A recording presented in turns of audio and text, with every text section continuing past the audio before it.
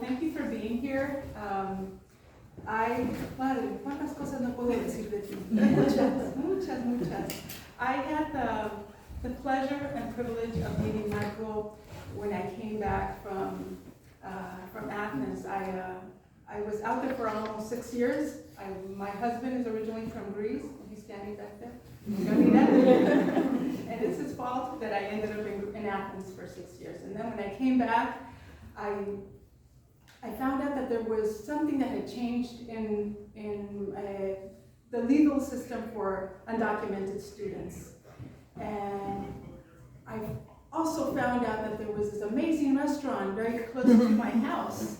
And as a good Mexican that I am, I'm always following food. And in this restaurant that is owned by the Saavedra family was Marco. Marco is one of the dreamers, if you guys have been following what that represents and means. He was also someone who was in a detention center, and because of that experience, a documentary film was created called the Infiltrators. If you guys have not seen the Infiltrators, you should check it out ASAP to understand what was the view from someone that was in the inside and then was able to come out, because not everybody has that outcome. So I met Marcos and I met the family, and we have been collaborating for the last 10 years. It's such a privilege. When I came to the space and I was invited by Eileen and the Puffin Foundation if I wanted to be the first artist in residence. I don't know why it is that I'm always in certain spaces where I'm always the first one. I feel like the guinea pig, but I'm like, okay. So I came and I saw the space and I said, oh God, look at the walls, look, there was nothing. And but the lighting, it's very close to the yard, so I take the 6 and then I get off on Union Square, and from Union Square I transfer to the end, from the end I get to Atlantic, and Atlantic I get the art, and I'm here. So that takes me, if everything goes well, an hour from my door to here. A residency for me is always an invitation to really expand on whatever work I'm doing. This is what I've discovered in the last 4 residencies that I've done. You can see work that I've done, that I began in Governor's Island, where I also shared a residence with Carlos Wilfrido, who is in the back. That's we met in a residency. Actually, many of the artists that are here, I met in residencies, or we were part of one of the spaces. There's another piece that is from Wave Hill. But so it's always an invitation to open, and as artists that are here, you understand that it is an invitation to open up and expand the work that we've been creating. So when Eileen said, would you like to do any public programming? And I could not have chosen a better person in the sense of all the things that he incarnates and what he represents for me, the inspiration that I get from his experience and from his family. They're my neighbors, and because they are family as well. He's not only an amazing human being, he's an artist, he's an activist, and he is also an amazing cook. Máximo. Pero algo se te está pegando. So this is Marco Saavedra. Yay.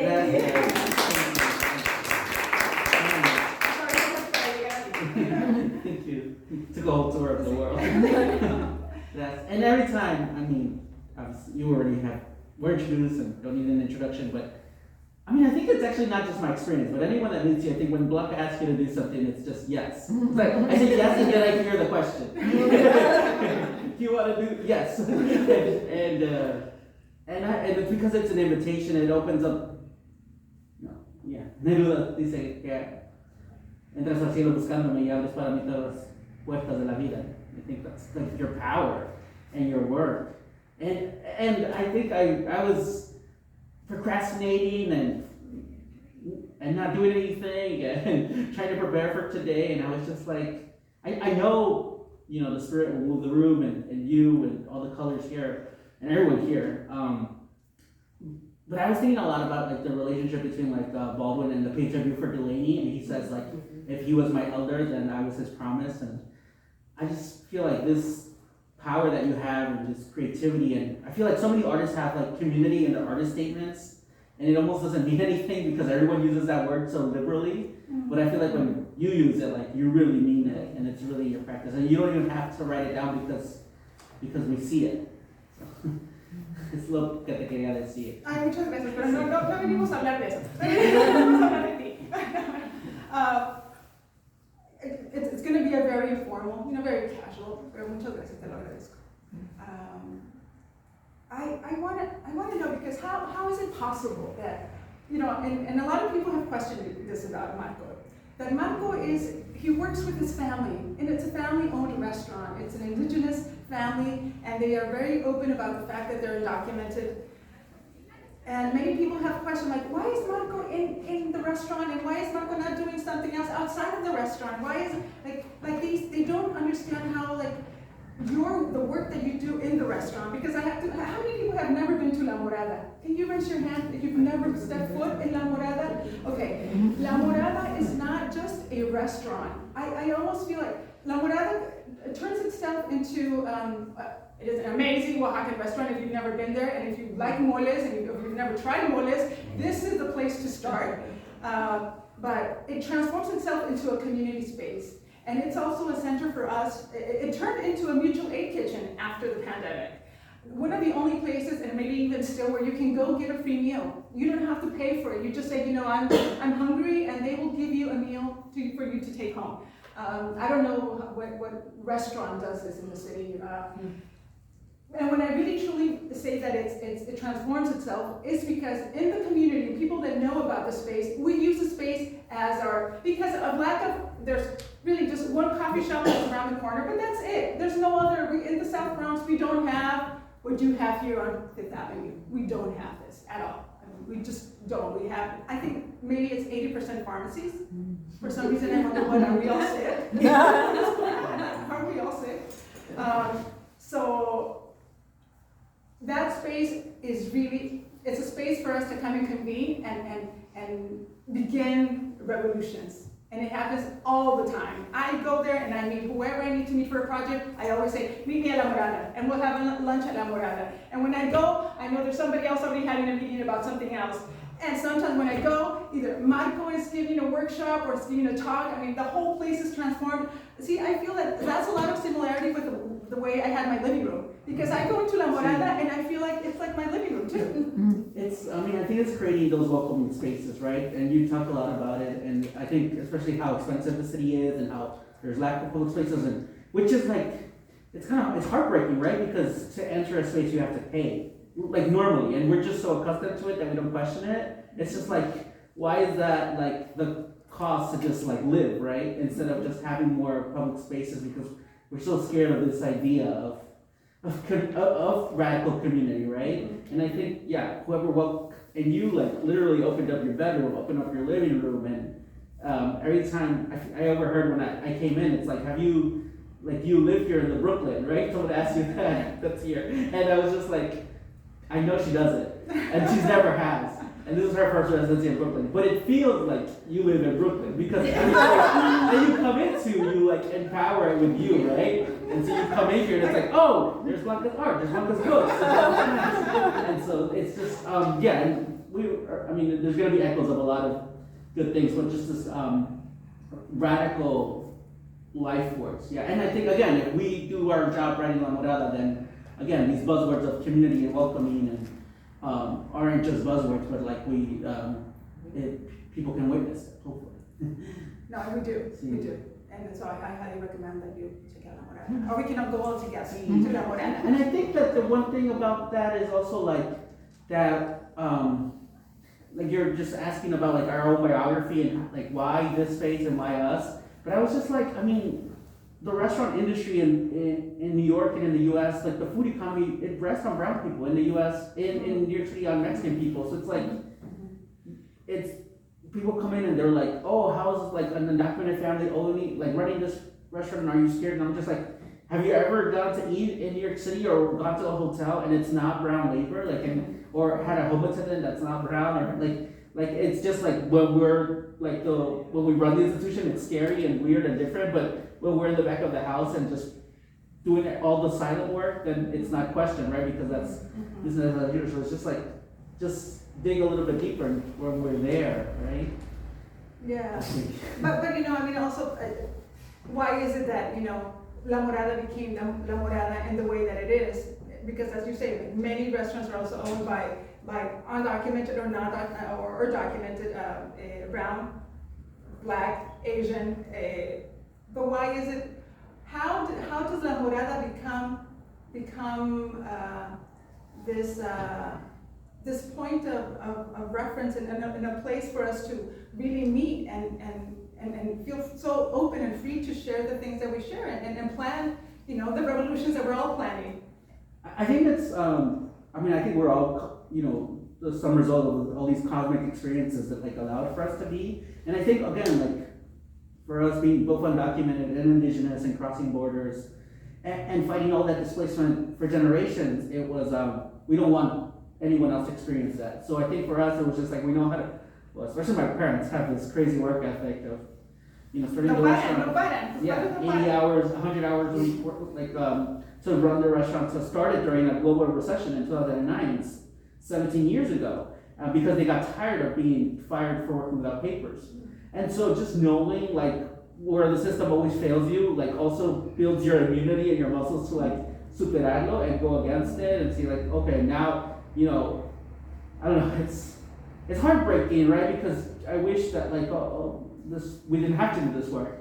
But like, I remember like in 2 or 3 summers ago when we had the big waves of the Venezuelan folks coming through, and I would see them like coming to our restaurant, but like on the street corner, and they're just wearing the jumpsuits, the sweatsuits that they get in detention, and you see them from the corner. I'm like, I already know so much about this family, like where they're coming from, what they've experienced, how much they fought just to get here to this street corner, and then they come in, and I mean, you can't feed everyone, but you try, and also, I mean, I don't want to sound too jaded, but also I don't want to think of like empathy burnout or anything like that, but it's almost like to a point where you don't want to know, because it's just like your life is more tragic than I could ever even with my own undocumented experience even try to compute. But I mean, you try. I mean, the whole thing is to try, because that, you know, dehumanization and displacement happened. We know now what's happening in Venezuela. Like, if you're an immigrant, you've been at the front lines already. Yeah. And I don't know if you guys know, but I know that in South Bronx there were a couple of hotels that were open for recent arrivals, and so that's why a lot of the people were coming towards La Morada, because that's the closest area where they could find food and other things. Y por ejemplo, how does La Morada? What's the whole process? What is a mutual aid kitchen? ¿Qué quiere decir esto? Sí, claro. I mean, the mutual aid kitchen, I think in basic is just sharing. I feel like, well, you've taught me so much about when working with children, and I like your radical workshops of inviting folks and really because everything I've learned from workshops, I learned from you. So like, I used to be scared of working with high schoolers, but when you work with like a 5-year-old, they're like, get out of the way, I already know what to do. Like, they're so radically engaged. And I think that like, if you look at 5-year-olds, if you look at them, like, they radically want to share. Like, I mean, obviously they're also learning boundaries and what's theirs and power dynamics, those exist too, but I think we lose a lot of this wonder and this play and the sharing, because obviously there's also a political element that, absent like federal relief to undocumented immigrants, to a lot of frontline workers, to emergency responders, then the community has to step in to relief. And so we were just seeing so many deliveristas, home care workers, and medical care workers, working through the pandemic, that were like, no, we have to also contribute back. And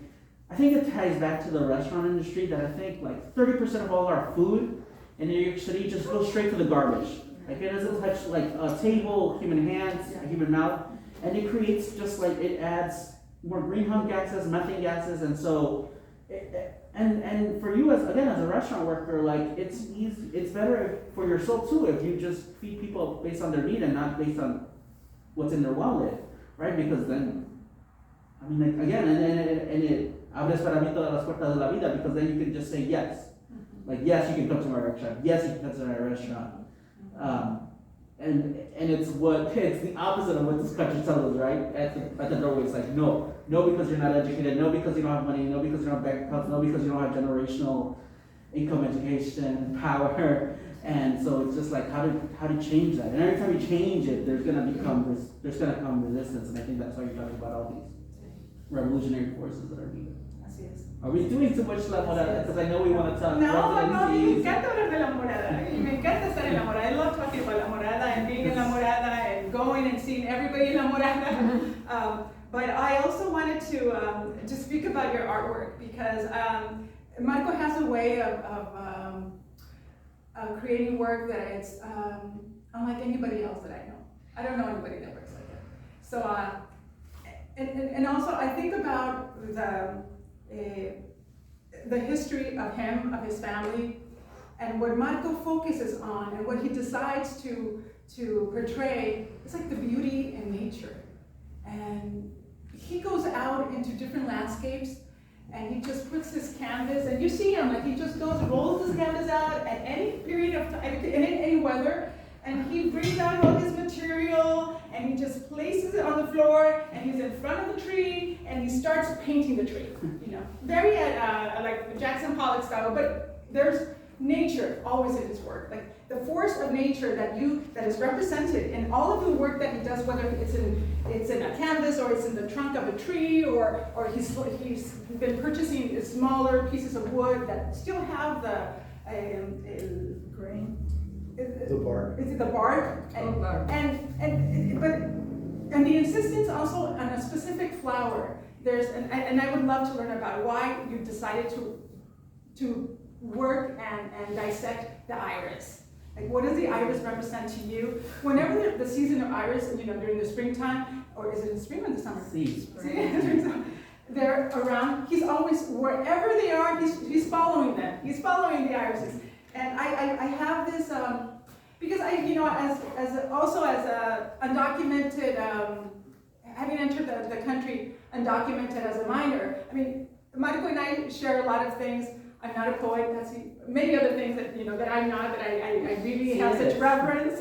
And I'm very inspired by Marco. But we share that we're also, we came to this country undocumented as minors. And I try to, maybe because I've been back and forth in both countries, and undocumented sometimes and not documented, but I've been back and forth. And sadly, in some way, Marco has not had that experience based on the fact that he's been in only briefly, and maybe we can talk about that a little later. So in my mind, I get, you know, my work reflects a lot of the things that I was exposed to when I was in Mexico, and then when I come back to the States, and so there's a lot of things that I attach to that are still very present because I did have the experience of being in Mexico for, you know, living with my grandparents for 5 years, and then when I stop there, then I bring that back here, but then I see the social situations that we encounter as immigrants in this country, especially when you're undocumented. So then I have more of I guess it's anger. I guess it's, you know, I soften it sometimes. I wrestle with it. I went and I lived in Europe, and there I was an immigrant again, although not undocumented this time. But it's this idea of being an immigrant and what that does to your soul, and what it has done to my soul. So when I see the work of Marco, that he's out in nature, and he's consistently reminding me of the beauty, that despite whatever I might be going through, and he's going through a lot of things, but he is always insisting on nature. Like nature is providing some source of like inspiration and strength and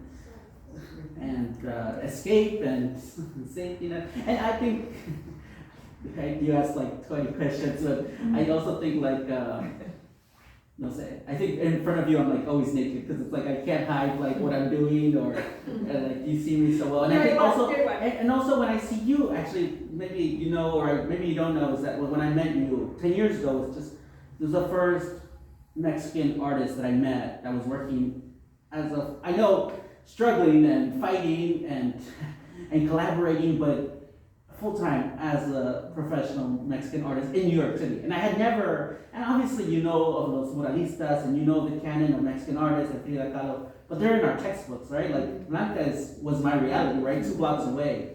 And so I just, again, it's this cosmic force to meet you.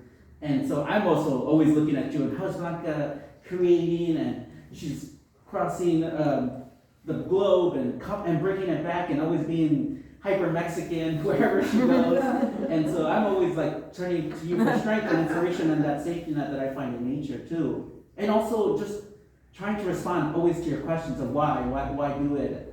And to me, I feel like I'm almost like, there is this exhausting part. It's like, I think, well, first, one thing, the iris. I think the iris is almost like a negative prayer, because like, especially the black iris was already perfected by Georgia O'Keeffe.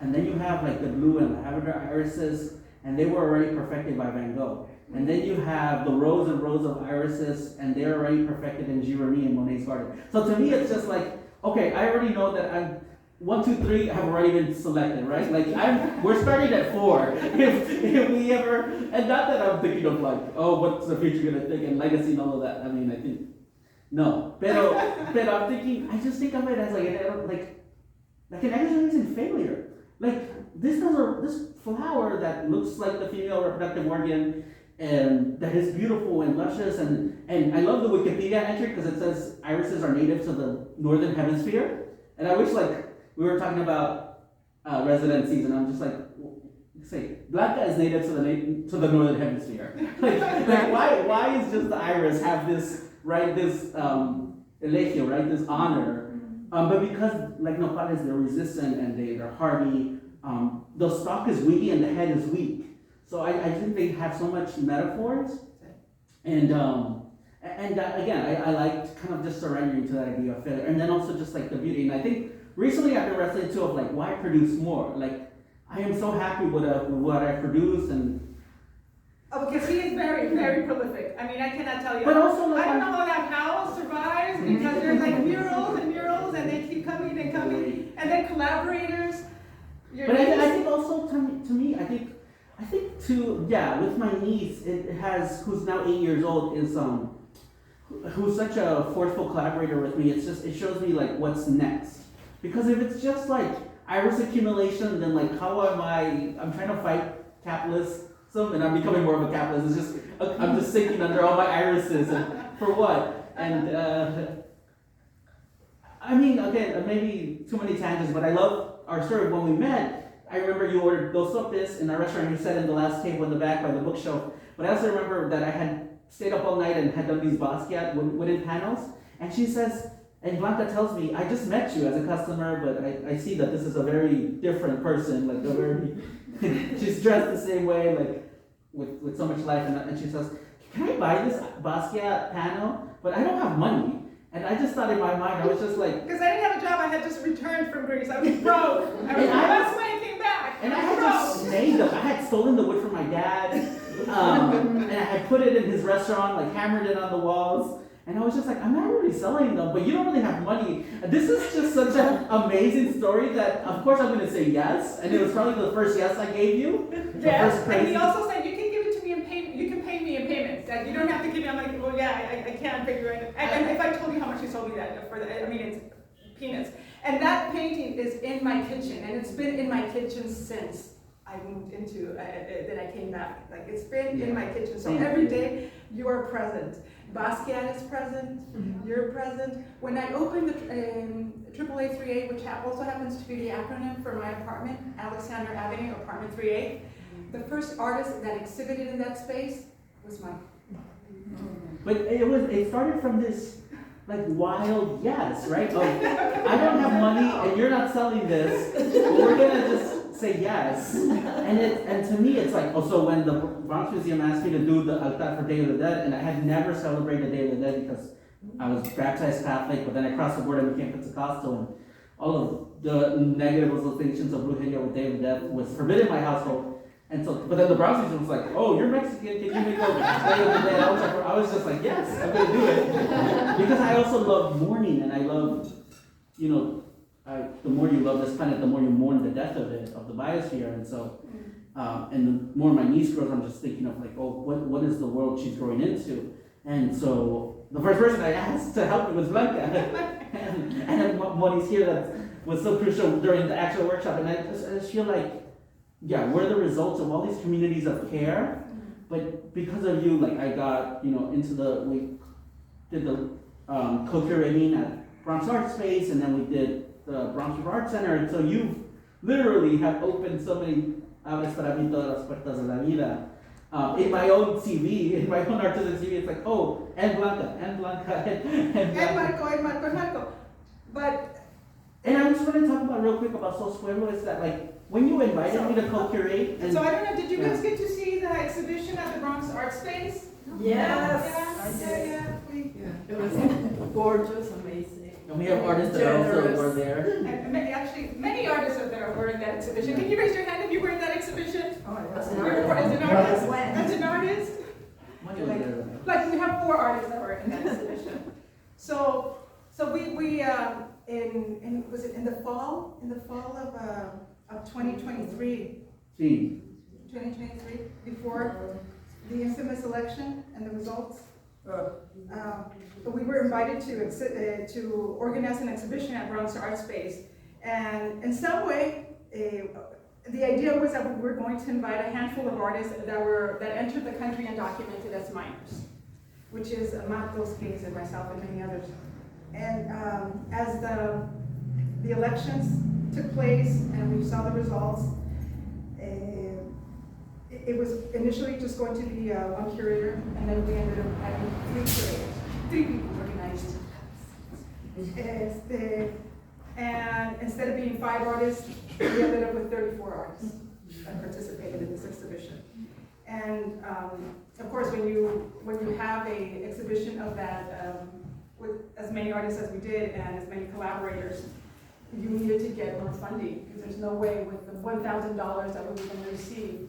And so we get the first 34 artists. It's I invited Marco immediately. I thought, okay, who else could help me organize this? But because he's really not only because I love him, but because he's an amazing organizer and he's an activist. So I said, let's do this. And he also invited. Who did you suggested? Somebody else. Maru and Yeah. I think the list just kept growing and growing. And my mom. And so then we narrowed it down to just 3. I'm like, okay, maybe just the 3 of us, and then we can like handle like the exhibition. So it was the 3 of us, and between the 3 of us, we invited. So it's in December that we decide and we sit down to discuss what the project's going to be, and then discussing the title of the exhibition. Marco came up with this. And we decided, and where was this from? From Mario Berenetti's, es un poeta de Uruguay, so it's a poem that says, that's entitled Te Quiero. And so I think, so I didn't come up with it, I steal from other artists. Because we don't start at 1, I start, and start at 4. But I liked it because it starts off like very cheesy, very Romeo and Juliet. I love you because of your eyes, your hair, your body, your personality. I don't know, at this point I feel like maybe they're just the lies that men tell women to do stuff. But then at the end, he says at the end of all of these requirements is, I love you, te amo porque sos pueblo. So I don't love you just because of your physical attributes of your individual qualities, but because of your holistic political engagement of who you are and what you produce. And so that to me is just like, and then that became the call to art. Like, is this a community engaged artist that is loved by the community because they produce in community, because they're, they became the artist invite and the artist question and the artist statement. And I think that it was just like, who are we gonna invite? Are they loved by a pueblo? Okay, yes or no. That became the rubric to invitation. Correct. So that's kind of why it jumped to me.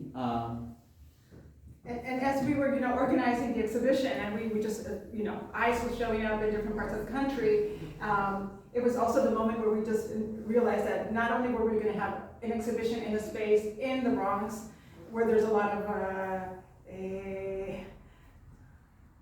of community members that could be, that are in very vulnerable situations, So we also had to consider, we also decided that not only were we gonna have an exhibition with 34 artists and 3 curators, but we also were gonna have programming. And in the programming, we turned it into also an immigrant portal, where we invited a lot of community members to share with us information about how we could help people that might be looking for legal aid or housing or any situation that they can encounter during the time that we're living in at this point. So we ended up with this list of people that all of them and every single one either helped financially or they helped with just providing services. I'm just going to share so you can pass it around. So that exhibition, which was in Bronx Art Space for 1 month, had the support of so many organizations. And as we were, with the exhibition and what was happening, the New York Times took notice, and a beautiful article was written about the exhibition and why it happened in the Bronx and how it came to be.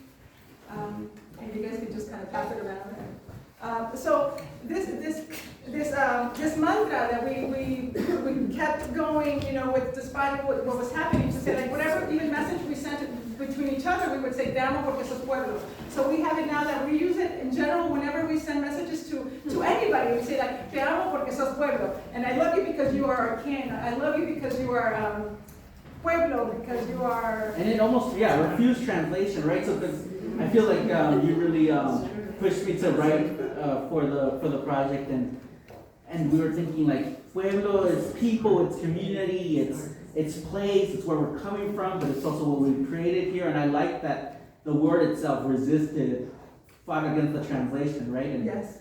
I think again of like Walt Whitman, I too am a bit untranslatable. Like I love words that fight back, and so 'cause, I don't know.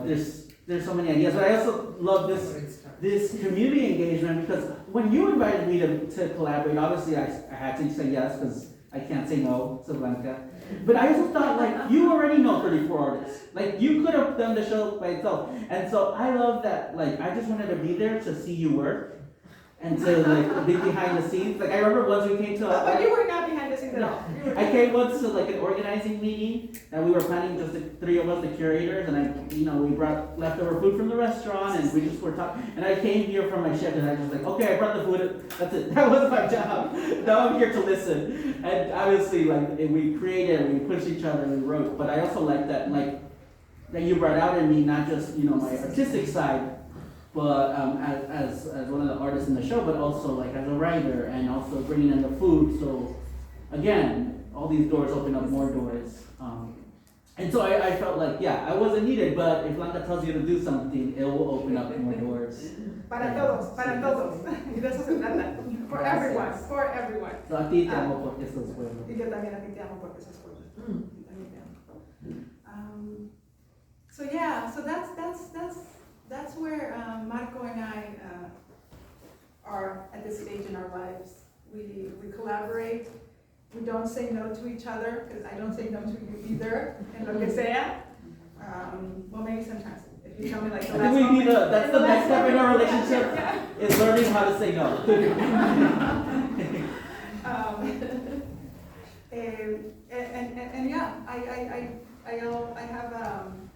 I have much respect for all the work you've done, and how did the Infiltrators come to be? I think when we're talking about all these projects too, is that it's like they're caves, right? Because there's years before and there's years after, and so I know from like whenever I see one of your pieces, it's like, oh, she's been working on this for years before you even put like pen to paper, like when they told Van Gogh, you paint too fast, he said, you look too fast. Look at me before the painting. And so the Infiltrators started because of a lot of undocumented youth activists for the Obama administration. And again, I wish this was outdated, but we saw actually the record number of deportations. So actually more than Trump. Trump is more louder and uglier and hateful, but Obama was just more efficient. Maybe to work for ICE at that point, he needed an MA from the government school of Kennedy School of Government or something. And so they were much better at their job because they weren't just like these hateful thugs. But anyways, they were deporting 1,000 people a day, a total of what is it, 2 million people during his 8 years. And so we were just saying, we have to do something. You know, I was 20 years old and I didn't have a work permit, a social security number, I couldn't drive, I couldn't use my bachelor's degree, and so, you know, Baldwin talks about this, right? You've created a group of people that have nothing to lose, and this is very dangerous. But they've also been educated in this country, and they know the language, they know how to get around, they know some legalese, they know that there's nonprofits, that there's grant monies, that there's an election coming up, and so really it was a perfect time bomb for a lot of immigrant youth activism. And we saw the birth of social media that allowed us to talk through our different states, and so Alex Rivera, who was a documentary filmmaker, and his partner Cristina Ibarra followed us for almost 10 years, and we're also working on the project for 10 years, getting it funded, getting it to Sundance. And the heart of it is when I was in Broward Transitional Center for 3 weeks, and Viridiana Hernandez was in the female side for 2 weeks, and getting the stories of people inside and getting them released, getting congressional letters of support, getting connected to their family, making vigils. And so really, for me, I thought it was actually easier to be detained than to be with the safe house on the outside that had to do all this organizing, nonstop, right? Phone calls, like nonstop press releases, nonstop petitioning. For me to talk to someone and get their story, and I know it's brutal and obviously it's not ideal, like I didn't shower the first week that I was detained because I just didn't want to accept the fact that I was detained, was easier than, okay, so we know the problem, the problems, so but where is the solution? And not being able to promise or guarantee anything, but you just have to try, and you try until, honestly, a lot of breakthrough.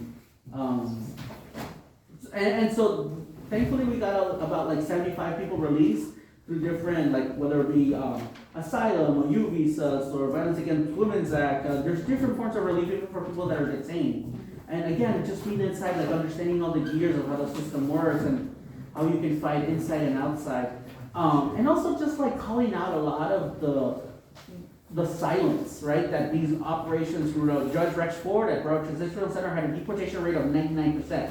Because no one would ever check his record, right? There was no light on it, like the Miami Herald wasn't going there interviewing, oh, why did you deport this person? Univision wasn't there, Telemundo wasn't there until we got there, even though they knew that there were 600 detainees in this facility that was low priority.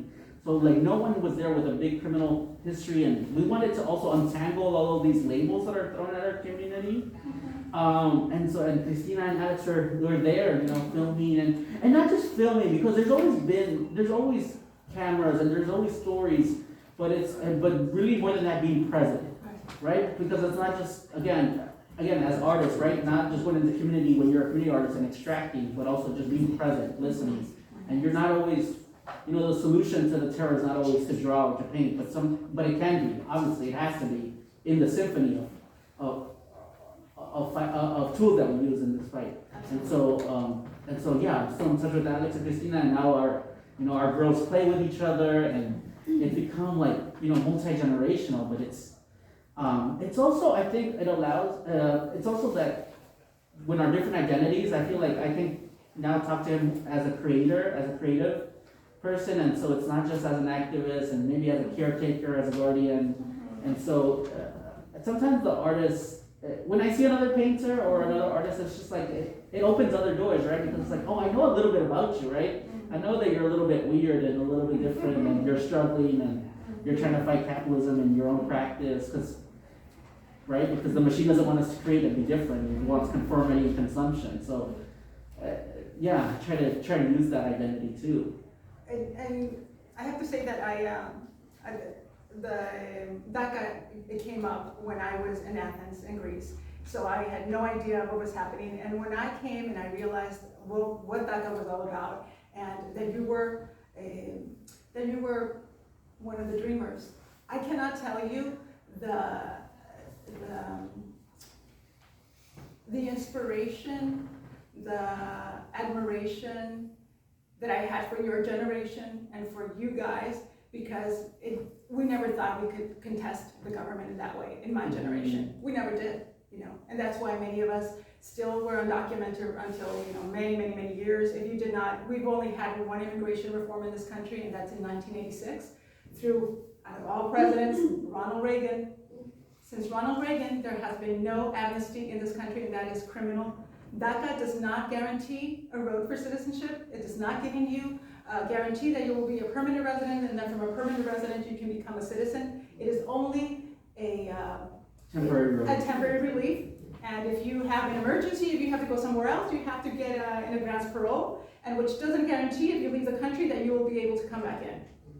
So it's basically, it's like a Band-Aid, yeah. it is a Band-Aid. So it's not really solving anything. I mean, we really need an immigration reform in this country.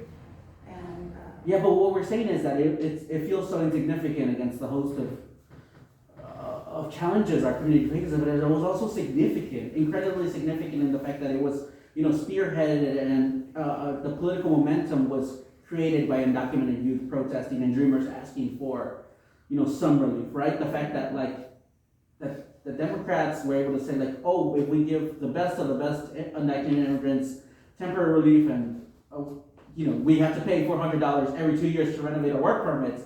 But if we give them that it didn't mess up their political equation as much as Rahm Emanuel fought against it within the Obama cabinet.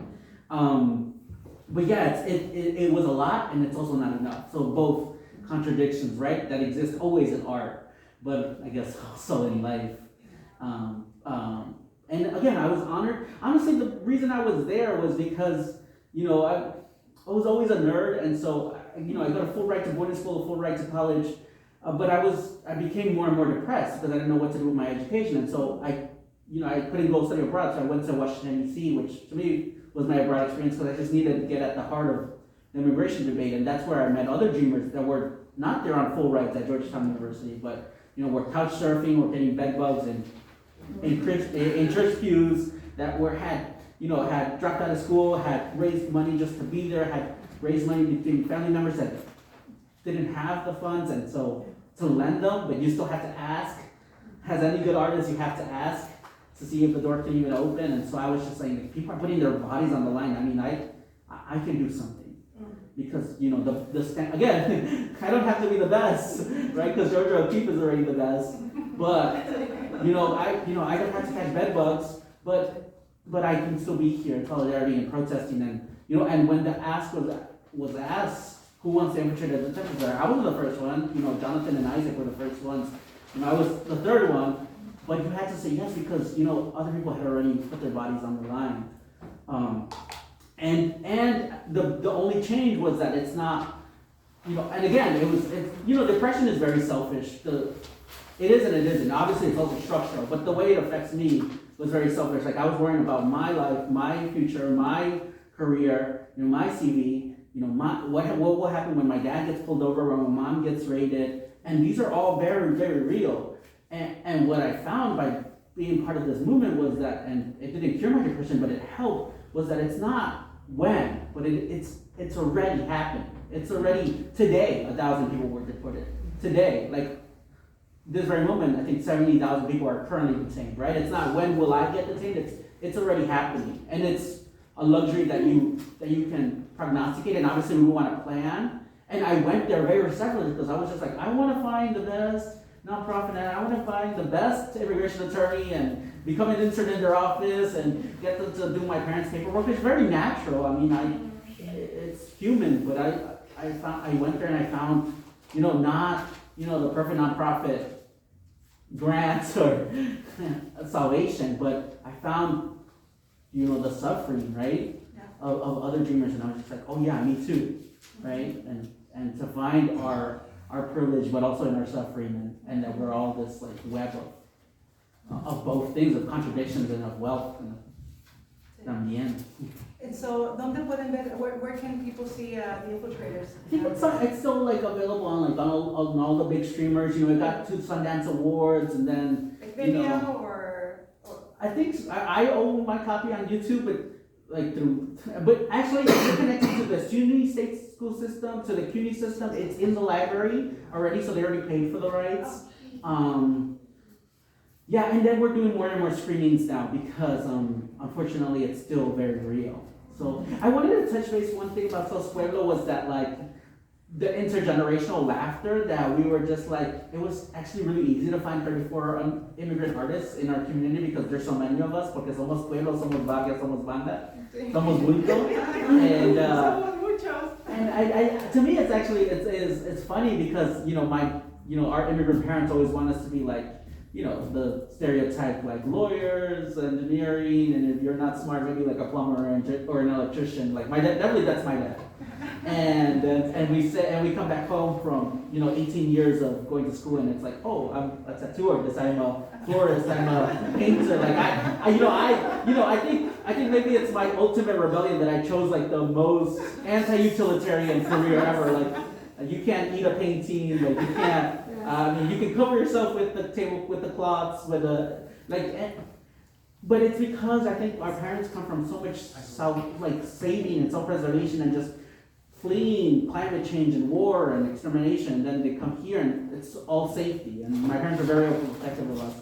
And then their children are born and they just want self-expression. They just want agency by any means necessary. Like I just need I come out of the womb wanting to create. Like give me the crayons and.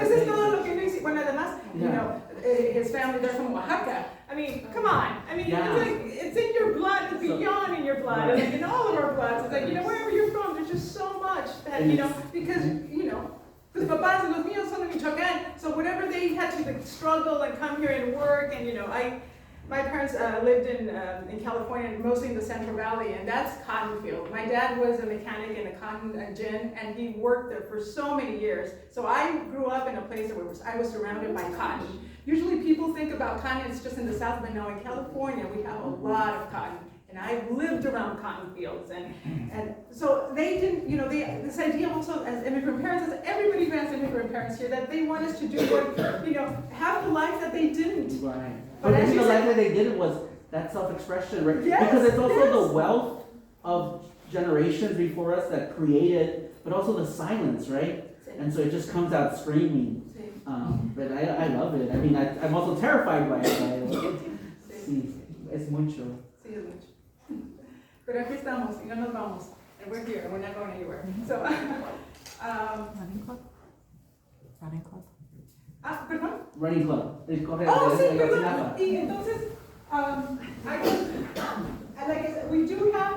I said, we do have a lot of things in common, and believe it or not, we like to jog. We're runners too, and we run. But we also run in solidarity with a very specific club called Ayotzinapa. Have you guys heard of Ayotzinapa? Do you know about the case? So almost 14, in 2014, 43 students were abducted in the state of Guerrero in Mexico. And to this day, we still don't know what happened to them, what really happened to those students.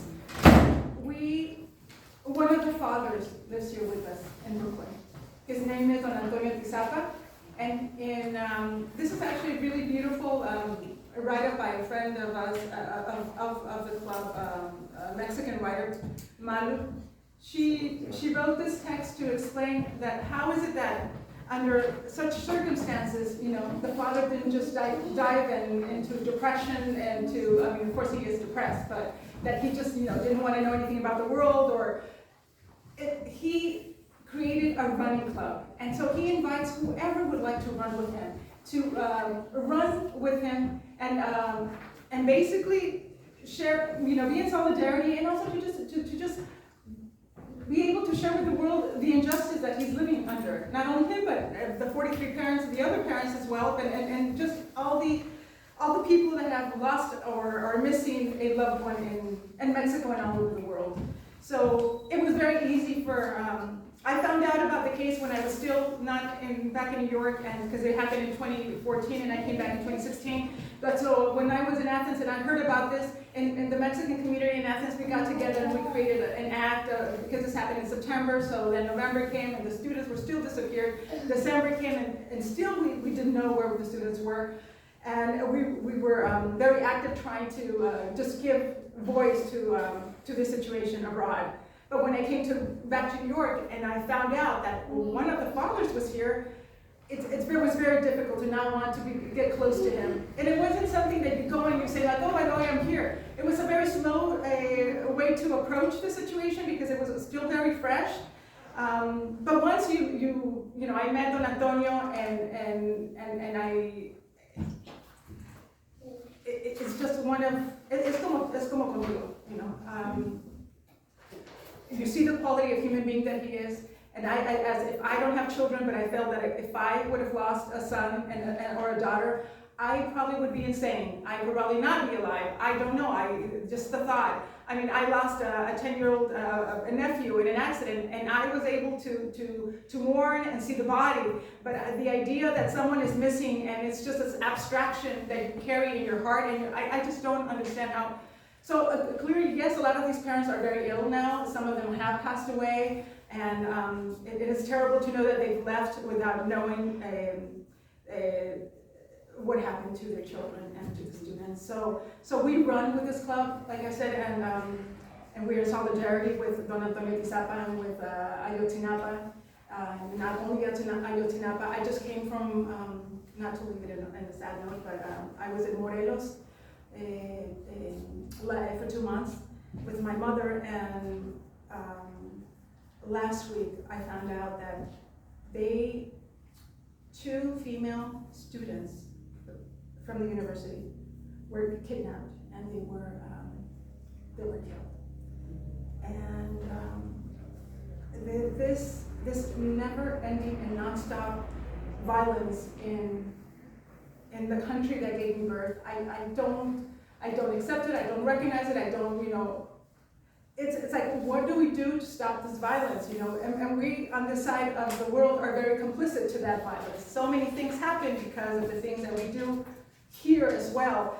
But it's just heartbreaking. It's heartbreaking. So if anybody would like to run with us, come to because the disappearance happened on September 26th.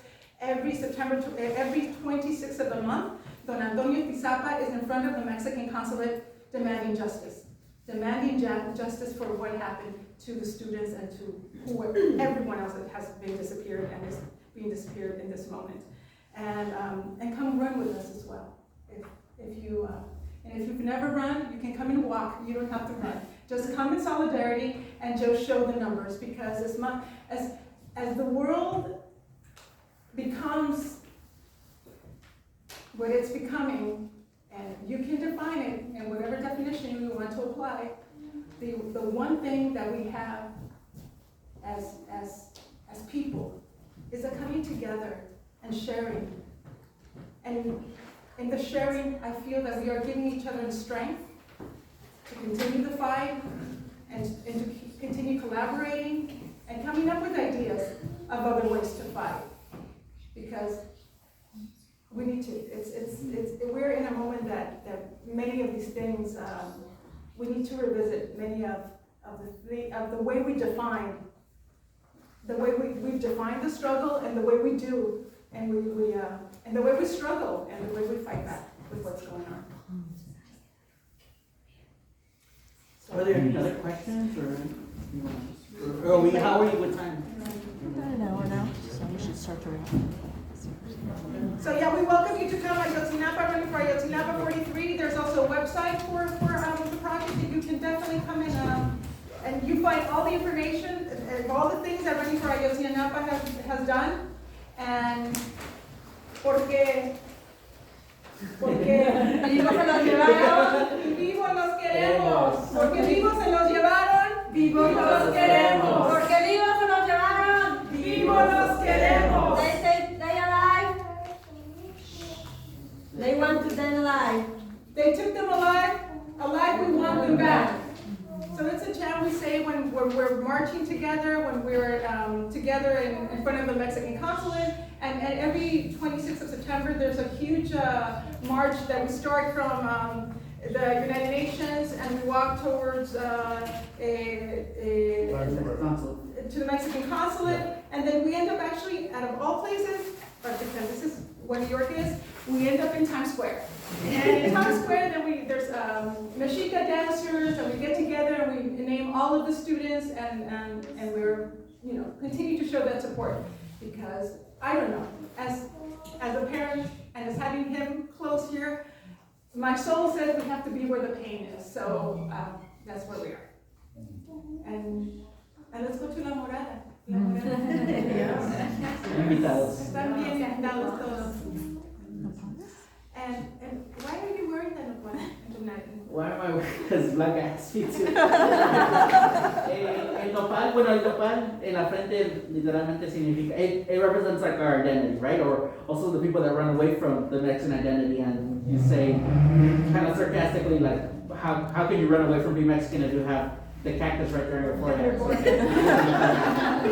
And it exists in other, I've heard Korean friends say, tienen ese plátano en la frente, and so it's, the more we run away, the more we come back home, I think, So you say Koreans say... No, Caribbeans. Oh, Caribbean. Yeah. Caribbeans say they have the banana on their forehead. You guys heard that? I never heard that. Well, one friend told me that. I didn't make it up. I'm not that creative. But sí, por eso. Entonces vamos a probar. Sí. We're going to try some. So we brought some nopales from La Morada. La Morada was anything I need and whatever I need from food, I used to run to Natalia and Marco's mom. They clean them all, because I don't know if you know what the nopal looks like normally. There's your painting. Yeah. Yeah, we have.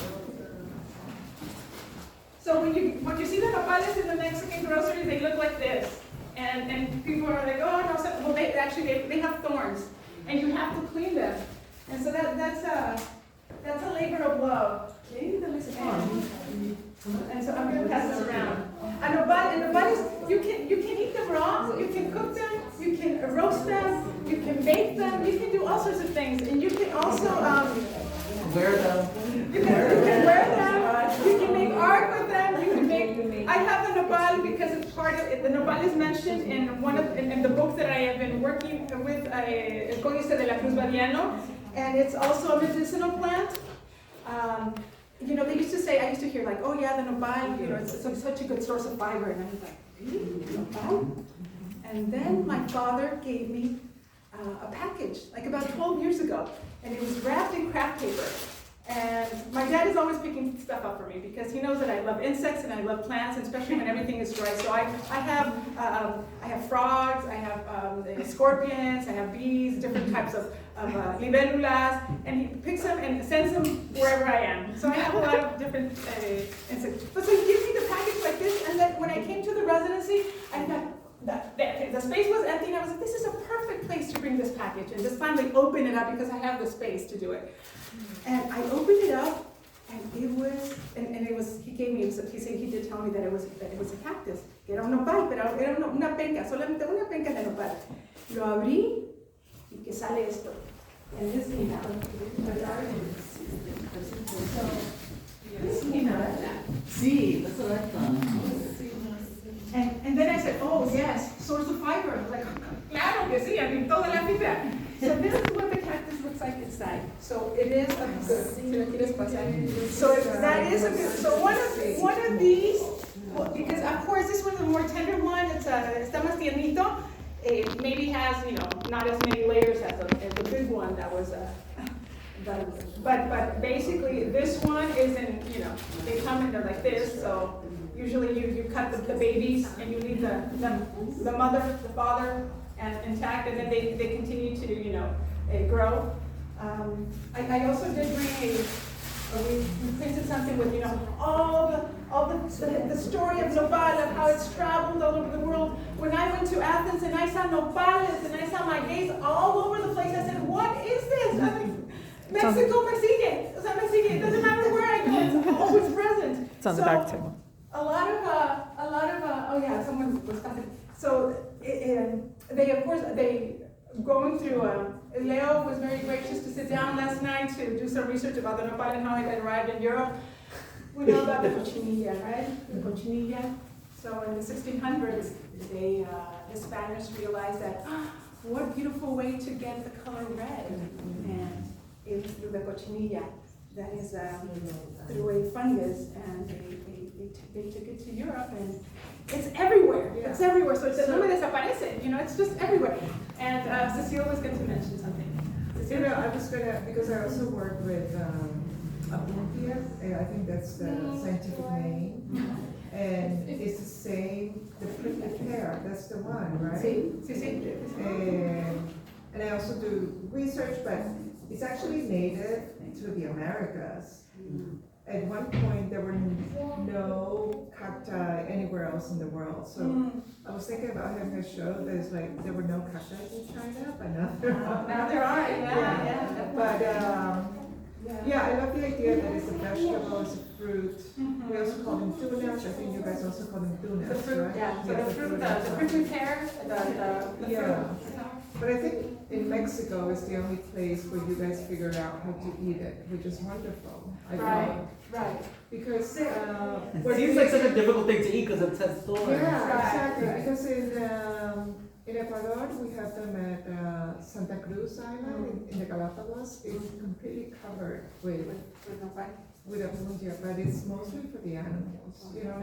We don't eat it. So Yeah, there's different varieties. I was reading, there's like about 120 varieties of nopales. So there's some thin ones and some thick ones. There's, these are the ones that we normally eat, the ones that are more tender and Yeah. a little softer. And they have less thorns as well. Because there's some that have a lot of thorns. Like the ones I found in Athens had a lot of thorns. But I also ate those. You can eat them. I'm like, these are my nopales. I went and I cleaned them and I chopped them. And I'm like, hey, this is a nopal. When you were homesick. Yes, I did.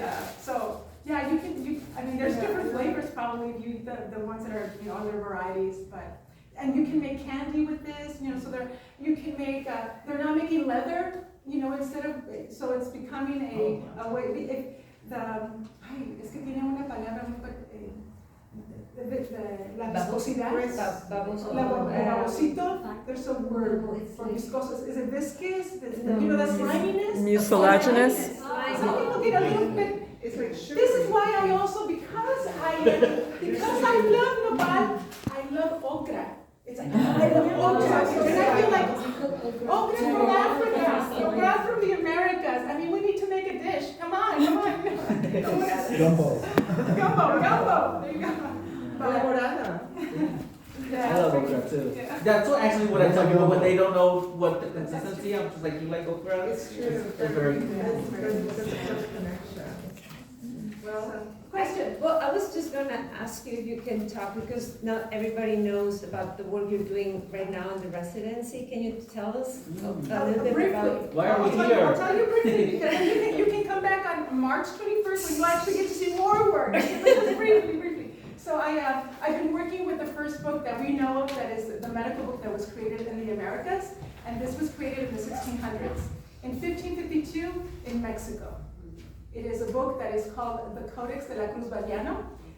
It's titled de la Cruz Vallano because it's there's an indigenous doctor, Martín de la Cruz, and Juan Vallano, who translated whatever Martín de la Cruz was, the remedies that he was giving him, he translated them to Latin. Yes, so that is the work that I've been doing, and these are the images that you see on the walls. I've been working exclusively and directly with the illustrations of the book. The book has about 185 illustrations, and there's more than 200 plants named and listed in the book, but not all of them are illustrated. So yeah, that's the work that you see on the walls. So for example, this one here these are all the plants that are listed and represented in chapter 7. Thank you. And so you're going to continue it, and then you're doing the bordados where you're inviting folks to. Right, so then I have an embroidery in the front. If you guys see when you enter, it's a collaboration with my mom. My mom did all the cross stitch. So people come and they're enamored by the cross stitch, and then I say,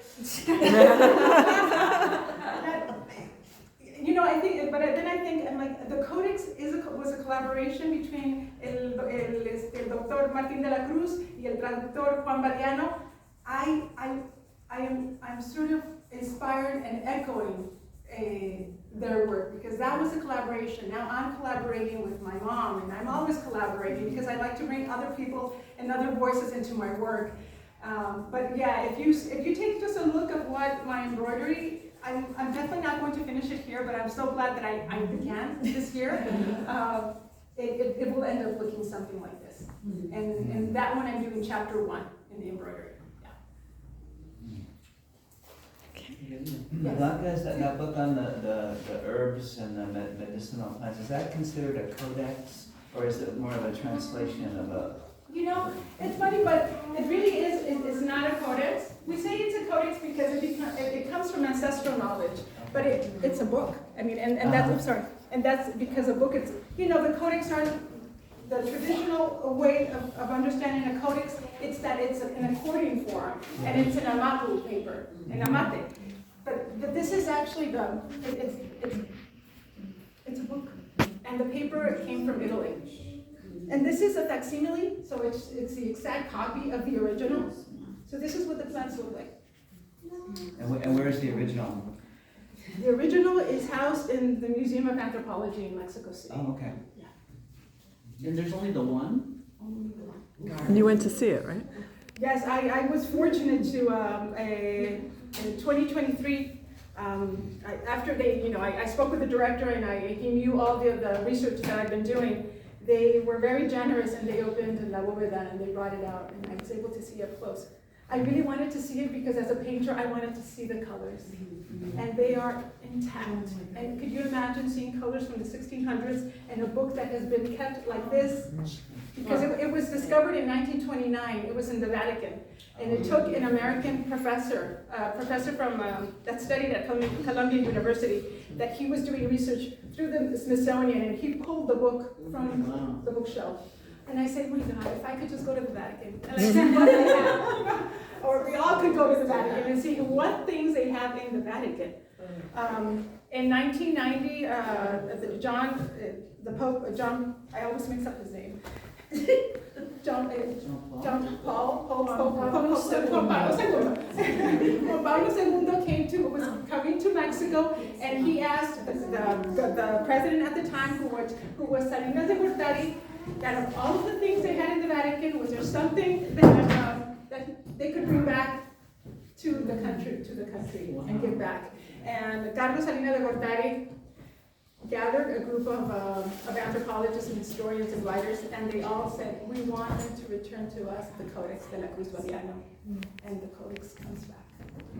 And initially it was a gift. It was not something they took or stole. It was a gift, but they brought it back. So now it's the Museum of Anthropology. Yes.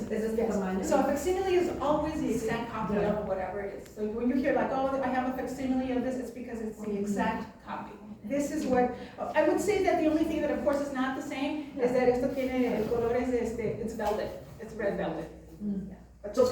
And how close did you get to the original? Like, did you get to touch it with gloves, or is it I behind a could glass not touch case? it. No, and I didn't want to touch it. I was like, I get so nervous and I wrote it. I went, no. They had somebody, and it was Someone with gloves was opening it someone for with you? gloves, someone with como con una espátula.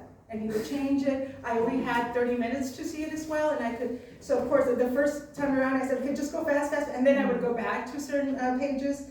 There's a remedy here. And of course, and what makes this book very special is that it's not your I mean, as humanity, we're obsessed with herbals because they speak about health and they tell us how we can heal ourselves. But this one actually gives you remedies, and it outlines the remedies. And there's one that's very specific, and that it has to do with anybody who is holds office or a public servant or a politician.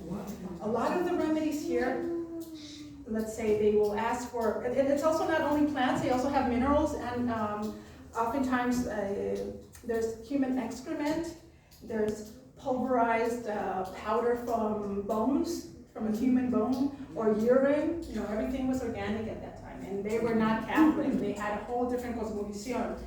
But this remedy asks for all of these plants. So if you are going to be cured by, I'll tell you what it is, you need this plant, you need all of these, and you need these. Wow. And, oh, pardon.